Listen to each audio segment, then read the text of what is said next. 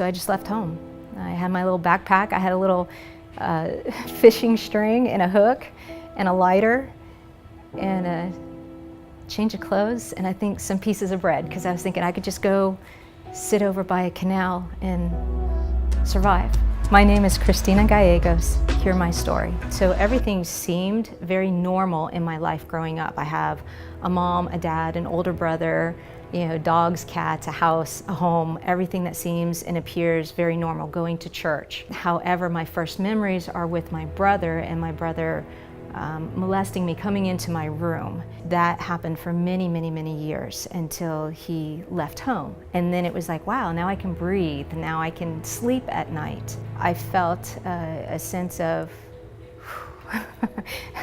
I'm kind of safe. I can sleep at night, I can relax, I can walk to school, everything's good.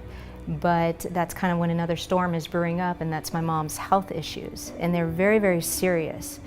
And I don't know if it's just her inability to cope with it or what, but it seemed to unleash on me.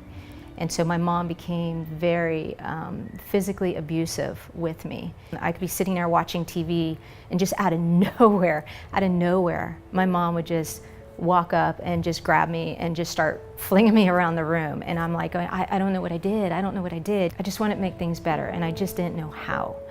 And my mom, being so involved in church and everything, again, I thought the problem was me. I was the bad girl. I was the one causing my mom to be sick.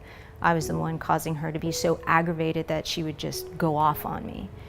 And so that led to me being very suicidal, wanting to find a solution. How can I make life better for everyone else? During that time, my dad began to molest me, and I don't think he knew about my brother. I knew there's no way my mom was going to believe me, and there's no way I wanted to do anything to further upset her. And it was when it reached a certain point of going, this is not going to stop, I gotta leave. I just have to leave. So I just left home. I had my little backpack. I had a little fishing string and a hook and a lighter and a change of clothes and I think some pieces of bread, because I was thinking I could just go sit over by a canal and survive. And all of a sudden all these police just came and absolutely surrounded me as if I was like this awful criminal. And I was like, what did I do? What did I do? And they come in, and first time being carted off in a police car in handcuffs, and I'm still going, what did I do? What did I do? Taken back to a precinct, and they want to hear, this is your second time running away, what's going on at home? And so I'm telling them everything that's going on in my home, and I'm thinking, I get to go back home. I've told my story, now I can go back home. Everything's gonna be great. And they came in and asked if they could collect evidence off of my body. And that scared me. I didn't know what that meant. Again, I was in a room full of men, and I was just like, you gotta be kidding me. Like, no, no. And because I said no, it was like tape recorders went off, the books closed, and it was like they interpreted it like I lied, like it wasn't true. And they said, okay, we're going to leave now, and instead of driving me home, they drove me to a shelter. Police went and interviewed my parents, and they said that I was crazy, that I flipped the lid, and that I was nuts. And because of my mom's positioning in church, it seemed to be validated. And so then I was put into a psychiatric hospital under lock and key, and so distrust really began to breed in my heart and in my mind, and that distrust led to a hatred. I really became a very violent person. I was in and out of detention centers, living off and on the streets, just trying to stay one step ahead, just trying to survive. Sometimes it was safer to live on the streets than it was to live in a program or in a foster home.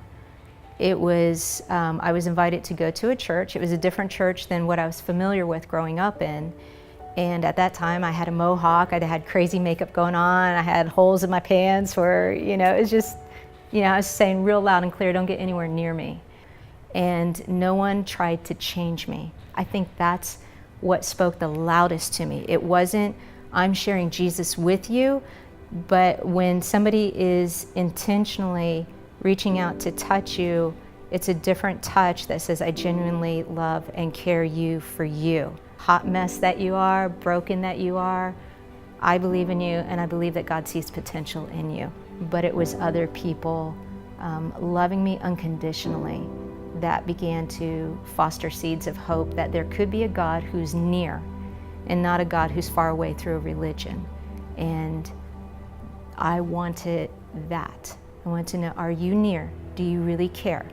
Or do I just still have to be good? Because we can agree right now I'm not good. My greatest encouragement for anyone who has walked through abuse, rejection, anything like that, it is a footprint in your past, because God does absolutely buy back all those broken places and makes them whole and makes them something new. We can live a life that has been fractured. We can live a whole life again.